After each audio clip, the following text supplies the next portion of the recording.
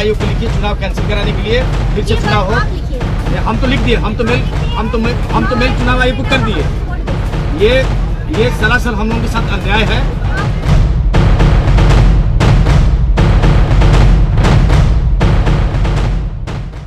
ನಮಸ್ಕಾರ, ನಾನು ನಿಮ್ಮ ಭಾಗ್ಯನಾರಾಯಣ ಬೊಗ್ಗವರಪು. ನೀವು ನೋಡ್ತಾ ಇದ್ದೀರಿ ಸುದ್ದಿ ಸರ್ಕಲ್. ಬಿಹಾರದ ಚುನಾವಣೆಗಳು ಮುಗಿದು ಮತ ಎಣಿಕೆ ನಾಳೆ ನಡೆಯಬೇಕು. ಹಾಗಾಗಿ ಮತಯಂತ್ರಗಳನ್ನು ಇಟ್ಟಿರುವಂತಹ ಸ್ಟ್ರಾಂಗ್ ರೂಮುಗಳೇನಿದೆಯಲ್ಲ, ಅವುಗಳ ಮೇಲೆ ವಿಪಕ್ಷಗಳು ದೊಡ್ಡ ಮಟ್ಟದಲ್ಲಿ ಕಾವಲು ಕಾಯುವಂತಹ ಪರಿಸ್ಥಿತಿ ಇದೆ. ಯಾಕೆ ಅಂತ ನಿಮಗೆ ಗೊತ್ತೇ ಇದೆ. ಚುನಾವಣಾ ಆಯೋಗವೇ ಶಾಮೀಲಾಗಿ ಮೋದಿ ಸರ್ಕಾರದೊಂದಿಗೆ ಮತಗಳ್ಳತನ ನಡೀತಾ ಇದೆ, ನಡೆಸ್ತಿದ್ದಾರೆ ಅನ್ನುವಂಥದ್ದು ಪ್ರತಿಪಕ್ಷಗಳ ಆರೋಪ. ಆ ಕಾರಣಕ್ಕಾಗಿ ಪ್ರತಿಯೊಂದು ಪ್ರತಿಪಕ್ಷವೂ ಸಹ, ವಿರೋಧ ಪಕ್ಷಗಳು ಎಲ್ಲರೂ, ಕಾಂಗ್ರೆಸ್, RJD, ಜನಸುರಾಜ್ ಪಕ್ಷ, ಕಮ್ಯುನಿಸ್ಟರು ಎಲ್ಲರೂ ಸಹ ಸ್ಟ್ರಾಂಗ್ ರೂಮುಗಳ ಬಳಿ ಅಲ್ಲೇ ಠಿಕಾಣಿ ಹೂಡಿದ್ದಾರೆ. ದಿನ ಬೆಳಗಾದ್ರೆ ಸಂಜೆವರೆಗೆ ಅಲ್ಲೇ ಕೂತಿದ್ದಾರೆ, ಕಾವಲು ಕಾಯ್ತಿದ್ದಾರೆ. ರಾತ್ರಿ ಇಡೀ ಎಚ್ಚರವಾಗಿ ಕಾವಲು ಕಾಯ್ತಿದ್ದಾರೆ. ಅದರ ನಡುವೆಯೂ ಸಹ ನಿನ್ನೆ ಸಾಸಾರಾಮ್ ಅನ್ನುವಂತಹ ಜಿಲ್ಲೆಯಲ್ಲಿ ಮಧ್ಯರಾತ್ರಿ 2 ಗಂಟೆಗೆ ಹೈ ಡ್ರಾಮಾ ನಡೆದು ಹೋಯಿತು.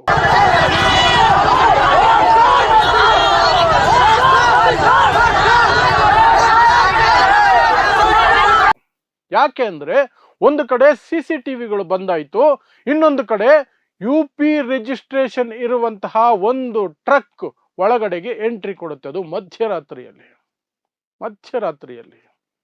ಅದರೊಳಗಡೆ ದೊಡ್ಡ ದೊಡ್ಡ ಬಾಕ್ಸ್ಗಳಿದಾವೆ, ದೊಡ್ಡ ಟ್ರಕ್, ಅದು ಬಾಕ್ಸ್ಗಳಿದಾವೆ. ಅದನ್ನ ನೋಡಿದ ತಕ್ಷಣ ಕಾಂಗ್ರೆಸ್, RJD, ಜನಸುರಾಜ್ ಪಕ್ಷದ ಕಾರ್ಯಕರ್ತರು, ನಾಯಕರು ಯಾರೆಲ್ಲ ಅಲ್ಲಿದ್ರು ಎಲ್ಲರೂ ಅದಕ್ಕೆ ಅಡ್ಡ ನಿಂತ್ಕೊಂಡು ಗಲಾಟೆ ಮಾಡೋದಕ್ಕೆ ಶುರು ಮಾಡ್ತಾರೆ. ಒಂದು ಕಡೆ CCTV ವರ್ಕ್ ಆಗ್ತಿಲ್ಲ, ಅದನ್ನು ಸಹ RJD ದೊಡ್ಡ ಮಟ್ಟದಲ್ಲಿ ಸುದ್ದಿ ಮಾಡುತ್ತೆ. ಆ ನಂತರ ಅಲ್ಲಿನ DM ಬರ್ತಾರೆ. ಇಲ್ಲಿ ಏನು ನಾವು DC ಅಂತ ಕರಿತೀವಿ, ಅಲ್ಲಿ DM ಇರ್ತಾರೆ. DM ಬರ್ತಾರೆ. DM ಬಂದು ಅವರಿಗೆ ಒಂದಷ್ಟು ವಿವರಣೆಯನ್ನ ಕೊಡುವಂತಹ ಪ್ರಯತ್ನವನ್ನು ಮಾಡ್ತಾರೆ. ಆ ವಿವರಣೆಯನ್ನ ನೀವು ಒಂದು ಸ್ವಲ್ಪ ನೋಡ್ಬಿಡಿ. सीधे चुनाव आयोग को लिखिए चुनाव कैंसिल कराने के लिए, फिर से चुनाव हो। हम तो लिख दिए, हम तो मेल चुनाव आयोग को कर दिए। ये सरासर हम लोगों के साथ अन्याय है। नहीं, हम तो मेल कर दिए। ये सरासर हम लोगों के साथ अन्याय है। किसके आदेश से गाड़ी अंदर आया? चेनारी विधानसभा का, और अभी ये आया था, ये आप लोग कमिश्नर देखे थे? चेनारी विधानसभा का तो सुबह में ही टाइम आया था, आया है, हम लोग को बुलाया गया है सुबह में। ಸೊ ಇದು ಅಲ್ಲಿ ನಡೀತಾ ಇರುವಂತಹ ಒಂದು ವಿವರಣೆ. DM ಹೇಳ್ತಿರುವಂಥದ್ದು ಏನು ಅಂದ್ರೆ, ಇದೆಲ್ಲವೂ ಸಹ ಖಾಲಿ ಬಾಕ್ಸ್ಗಳು. ಮತ ಎಣಿಕೆ ನಡೆದ ನಂತರ ಆ ಮತಯಂತ್ರಗಳನ್ನ ಹಾಕೊಂಡು ಹೋಗೋದಕ್ಕೆ ಖಾಲಿ ಬಾಕ್ಸ್ಗಳನ್ನು ತಂದಿದ್ದಾರೆ ಅಂತ. ಅಷ್ಟೊತ್ತಿಗೆ 3 ಗಂಟೆ ಹೊತ್ತಿಗೆ ಮತ್ತೊಂದು ಟ್ರಕ್ ಪ್ರತ್ಯಕ್ಷ ಆಗುತ್ತೆ.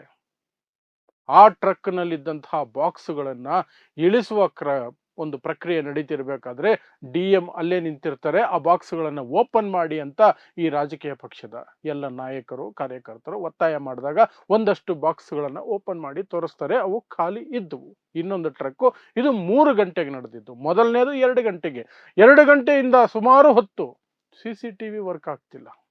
ಸೊ ಇದೆಲ್ಲದರ ಹಿನ್ನೆಲೆಯಲ್ಲಿ ಈಗ ಮತ್ತೆ ಎದ್ದಿರುವಂತಹ ಪ್ರಶ್ನೆಗಳು, ಮತಗಳ್ಳತನಕ್ಕೆ ದೊಡ್ಡ ಪ್ರಯತ್ನವೊಂದು ನಡೀತಾ ಇದೆಯಾ, ಷಡ್ಯಂತ್ರ ನಡೀತಾ ಇದೆಯಾ, ಚುನಾವಣಾ ಆಯೋಗವೇ ಮುಂದೆ ನಿಂತು ಮೋದಿಯನ್ನ ಗೆಲ್ಲಿಸೋದಕ್ಕೆ, NDA ಗೆಲುವಿಗೆ ಕೆಲಸಗಳು ನಡೀತಾ ಇದೆಯಾ? ಯಾಕೆ ಅಂದ್ರೆ, ಏನು ಖಾಲಿ, ಇವ್ರು ಹೇಳೋ ಪ್ರಕಾರ ಖಾಲಿ ಡಬ್ಬಗಳೇ ಬಂದಿದ್ರು, ಖಾಲಿ ಟ್ರಂಕುಗಳೇ ಬಂದಿದ್ರು ಸಹ ಮಧ್ಯರಾತ್ರಿ ಬರುವಂತಹ ಅವಶ್ಯಕತೆ ಏನಿದೆ? ಮಧ್ಯರಾತ್ರಿಯಲ್ಲಿ CCTV ಯಾಕೆ ಬಂದಾಯಿತು? ಆ ಗಾಡಿಗಳು ಬಂದಾಗಲೇ ಯಾಕೆ CCTV ಬಂದಾಯಿತು?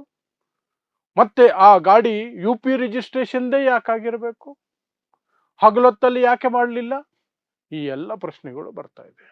ಈ ಎಲ್ಲ ಪ್ರಶ್ನೆಗಳನ್ನು ಮುಂದಿಟ್ಕೊಂಡು ಈಗ ವಿಪಕ್ಷಗಳು ದೊಡ್ಡ ಮಟ್ಟದಲ್ಲಿ ಅಲ್ಲಿ ಗಲಾಟೆ ಮಾಡುವಂತಹ ಕ್ರಿಯೆ ನಡೆಯಿತು. ಲಾಠಿ ಚಾರ್ಜ್ ನಡೆಯಿತು. ಮಧ್ಯರಾತ್ರಿ ಸ್ಟ್ರಾಂಗ್ ರೂಮ್, ಮತ ಯಂತ್ರಗಳನ್ನು ಇಟ್ಟಿರುವಂತಹ ಸ್ಟ್ರಾಂಗ್ ರೂಮ್ ಇರುವ ಬಿಲ್ಡಿಂಗ್ ಬಳಿ ಲಾಠಿ ಚಾರ್ಜ್ ನಡೀತು. RJD, ಕಾಂಗ್ರೆಸ್, ಕಮ್ಯುನಿಸ್ಟ್, ಜನಸುರಾಜ್ ಪಕ್ಷದ ಕಾರ್ಯಕರ್ತರ ಮೇಲೆ ಲಾಠಿ ಬೀಸಲಾಯಿತು. ಯಾಕೆ ಇಷ್ಟೆಲ್ಲ ಹೈ ಡ್ರಾಮಾ? ಹಗಲೊತ್ತಲ್ಲಿ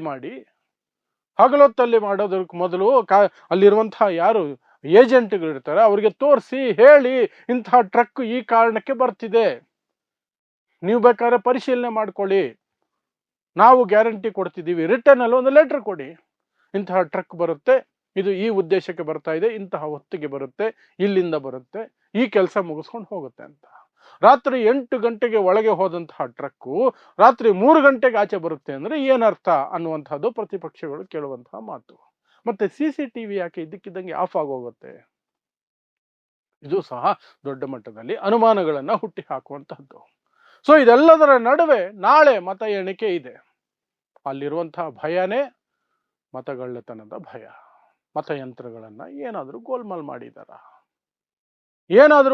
ಮಾಡಿದಾರ? ಯಾಕೆಂದ್ರೆ ಇತ್ತೀಚಿನ ತಿಂಗಳುಗಳಲ್ಲಿ 3 ಪ್ರೆಸ್ ಕಾನ್ಫರೆನ್ಸ್ ಮಾಡಿರುವಂತಹ ರಾಹುಲ್ ಗಾಂಧಿ, 2 ಕರ್ನಾಟಕದ ಕ್ಷೇತ್ರಗಳು, ಒಂದು ಮಹದೇವಪುರ, ಇನ್ನೊಂದು ಆಳಂದ, 2 ಕ್ಷೇತ್ರಗಳಲ್ಲಿ ಹೇಗೆ ಮಹದೇವಪುರದಲ್ಲಿ ವೋಟರ್ಗಳನ್ನ ಕಳ್ಳ ಓಟುಗಳನ್ನ ಸೇರಿಸ್ತಾರೆ ಅನ್ನೋದರ ಬಗ್ಗೆ ಪ್ರೆಸ್ ಕಾನ್ಫರೆನ್ಸ್ ಮಾಡಿ ವಿವರವಾದ ದಾಖಲೆಗಳನ್ನು ಬಿಡುಗಡೆ ಮಾಡಿದ್ರು.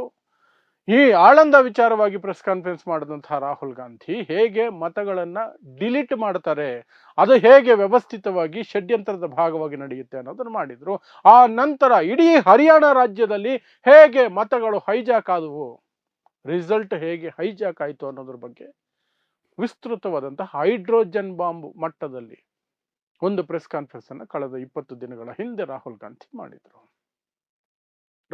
ಮಾಡಿದ್ರು. ಆ ಎಲ್ಲ ಹಿನ್ನೆಲೆಯಲ್ಲೇನೆ ಈಗ ಈ ರೀತಿ ಚಟುವಟಿಕೆಗಳಿದಾವಲ್ಲ, ಅನುಮಾನಕ್ಕೆ ಎಡೆ ಮಾಡಿಕೊಡುವಂತಹ ಚಟುವಟಿಕೆಗಳು, ಅದು ಭಯದ ವಾತಾವರಣವನ್ನ ಬಿಹಾರದಲ್ಲಿ ಸೃಷ್ಟಿ ಮಾಡ್ತಿದೆ. ಬಿಹಾರದ ಎಲೆಕ್ಷನ್ಗಳನ್ನ ಹೈಜಾಕ್ ಮಾಡಲಾಗ್ತಿದೆಯಾ, ರಿಸಲ್ಟ್ಗಳನ್ನ ಹೈಜಾಕ್ ಮಾಡಲಾಗ್ತಿದೆಯಾ? ಅದರ ಜೊತೆಗೆ ಹೈಜಾಕ್ ಅನ್ನುವಂತಹ ಮಾತು ಬರೋದು ಬೇಡ, ಮತಗಳ್ಳತನ ಅನ್ನುವ ಅನುಮಾನಗಳು ಮೂಡದೇ ಇರಲಿ ಅಂತ ಎಂಜಲು ಮಾಧ್ಯಮಗಳು, ಗೋಧಿ ಮಾಧ್ಯಮಗಳು ಮೊದಲೇ ಎಕ್ಸಿಟ್ ಪೋಲ್ಗಳಲ್ಲಿ ಹೇಳ್ಬಿಟ್ರು, NDA ಎಲ್ಲಿ ನೋಡಿದ್ರು NDA ಪ್ರಚಂಡ ಬಹುಮತದೊಂದಿಗೆ ಸರ್ಕಾರ ವಾಪಸ್ ಬರ್ತಾ ಇದೆ. ಸೊ ನಾಳೆ ಪ್ರಶ್ನೆ ಕೇಳಿದಾಗ್ಲೂ ಸಹ ಅದು ರಿಸಲ್ಟ್ ಹಾಗೆ ಇರೋದು. ನೀವು ಎಕ್ಸಿಟ್ ಪೋಲಲ್ಲೇ ಗೊತ್ತಾಗಿತ್ತಲ್ಲ, ಎಕ್ಸಿಟ್ ಪೋಲಲ್ಲೇನೆ ಜನರಿಗೆ ಸೂಚನೆಗಳು ಸಿಕ್ಕಿತ್ತಲ್ಲ, ಅದರ ಪ್ರಕಾರ ಬಂದಿದೆ. ಹೀಗೆ ಹೇಳೋದಕ್ಕೆ ಒಂದು ಅವಕಾಶ ಸಿಗ್ಲಿ, ಒಂದು ಆಧಾರ ಇರಲಿ ಅಂತಲೇ ಎಕ್ಸಿಟ್ ಪೋಲ್ಗಳಲ್ಲಿ ಉದ್ದೇಶಪೂರ್ವಕವಾಗಿ ಹಾಗೆ ಮಾಡಿದ್ದಾರೆ. ಇದು ಸಹ RJD ಮಾಡ್ತಾ ಇರುವಂತಹ ದೊಡ್ಡ ಆರೋಪ. ಸೊ ನೋಡೋಣ, ನಾಳೆ ಮತ ಎಣಿಕೆ ಇದೆ. ಒರಿಜಿನಲ್ ರಿಸಲ್ಟ್ ಅಂತ ಹೇಳಿಕೊಳ್ಳಬಹುದಾದಂತಹ ರಿಸಲ್ಟ್ ಬರುತ್ತೆ. ಒರಿಜಿನಲ್ ರಿಸಲ್ಟ್ ಅಂತ ಹೇಳಿಕೊಳ್ಳಬಹುದಾದಂತಹದ್ದು ಅಂತ ಯಾಕೆ ಹೇಳ್ತಾ ಇದ್ದೀನಿ ಅಂದ್ರೆ, ಈ ಎಲ್ಲ ಅನುಮಾನಗಳು ಇರೋದ್ರಿಂದ ಅದು ನಿಜವಾಗ್ಲೂ ಸಹ ಜನಾದೇಶನೇ ಅಂತ ನಂಬೋದಕ್ಕೆ ಅನುಮಾನಗಳಿಗೆ ಅವಕಾಶ ಇದೆ. ಆ ರೀತಿ ಚಟುವಟಿಕೆಗಳು, ಈ ರೀತಿಯ ಚಟುವಟಿಕೆಗಳು, ಮಧ್ಯರಾತ್ರಿ ಟ್ರಕ್ ಬರೋದು ಹೋಗೋದು, CCTVಗಳು ಬಂದಾಗೋದು, ಇದೆಲ್ಲ ಅವಕಾಶ ಮಾಡಿಕೊಡ್ತಾ ಇದೆ. ನಿಜವಾಗ್ಲೂ ಜನಾದೇಶ ಬರುತ್ತಾ ಅಥವಾ ಎಲೆಕ್ಷನ್ ಕಮಿಷನರ್ ಏನಿದ್ದಾರೆ, ಮುಖ್ಯ ಚುನಾವಣಾ ಆಯುಕ್ತರು, ಜ್ಞಾನೇಶ್ ಕುಮಾರ್ ಗುಪ್ತಾ ಅವರ ಜ್ಞಾನಾದೇಶ ಬರುತ್ತಾ, ಜನಾದೇಶ ಬರುತ್ತಾ, ನಾಳೆ ಅದು ತೀರ್ಮಾನ ಆಗತ್ತೆ. ಒಟ್ಟಿನಲ್ಲಿ ವಿಪಕ್ಷಗಳಿಗೆ ಅನುಮಾನ ಅಂತೂ ಪಕ್ಕ ನಿರಂತರವಾಗಿ ಇದ್ದೇ ಇರುತ್ತೆ. ಮಹಾರಾಷ್ಟ್ರ, ಹರಿಯಾಣ, ಈಗ ಬಿಹಾರ ಅಷ್ಟೇ. ಸೊ ನಾಳೆ ಚುನಾವಣಾ ಮತ ಎಣಿಕೆ ಏನಿದೆ, ಮತ ಎಣಿಕೆಗಳ ಬಗ್ಗೆ ಅಪ್ಡೇಟ್ಗಳನ್ನು ಆಗಿಂದಾಗೆ ಕೊಡುವಂತಹ ಪ್ರಯತ್ನವನ್ನು ನಮ್ಮ ಚಾನಲ್ ಕೂಡ ಮಾಡುತ್ತೆ. ನಿನ್ನೆ ಹೇಳಿದ ಹಾಗೆ ನಮ್ಮದು ದೊಡ್ಡ ಚಾನಲ್ ಅಲ್ಲ, ದೊಡ್ಡ ವ್ಯವಸ್ಥೆ ಇಲ್ಲ, ದೊಡ್ಡ ಮಟ್ಟದ ಸಿಬ್ಬಂದಿ ಇಲ್ಲ. ಇರುವ 2 ಸಿಬ್ಬಂದಿ ಏನು ಮಾಡಬಹುದು ಆ ಮಟ್ಟದಲ್ಲಿ ಪ್ರತಿ ಗಂಟೆಗೋ 2 ಗಂಟೆಗೋ ಒಮ್ಮೆ ಬಂದು ನಿಮ್ಮ ಮುಂದೆ ಸಂಖ್ಯೆಗಳನ್ನು, ಯಾರು ಮುಂದಿದ್ದಾರೆ, ಯಾರು ಹಿಂದಿದ್ದಾರೆ, ಏನು ನಡೀತಿದೆ ಅನ್ನೋದನ್ನ ಮಾಹಿತಿಯನ್ನು ಕೊಡುವ ಪ್ರಯತ್ನ ನಡೆಸಲಾಗುವುದು. ಅದರ ಜೊತೆಗೆ ನಾಳೆ ಸಂಜೆ ಮತ್ತು ಇನ್ನೊಂದು 2 ದಿನ ಕಂಟಿನ್ಯೂಸ್ ಆಗಿ ರಿಸಲ್ಟ್ಗಳು ಏನೇ ಬರಲಿ ಅದರ ವಿಶ್ಲೇಷಣೆಯನ್ನು ಮಾಡುವ ಪ್ರಯತ್ನವನ್ನು ಖಂಡಿತ ಮಾಡ್ತೀನಿ ಅಷ್ಟೇ. ಸೊ ಇಂತಹದೇ ವಿಶೇಷ ಸುದ್ದಿಗಳಿಗಾಗಿ ನೋಡ್ತಾ ಇರಿ ಸುದ್ದಿ ಸರ್ಕಲ್. ನಾನು ನಿಮ್ಮ ಭಾಗ್ಯನಾರಾಯಣ ಬೊಗ್ಗವರಪು.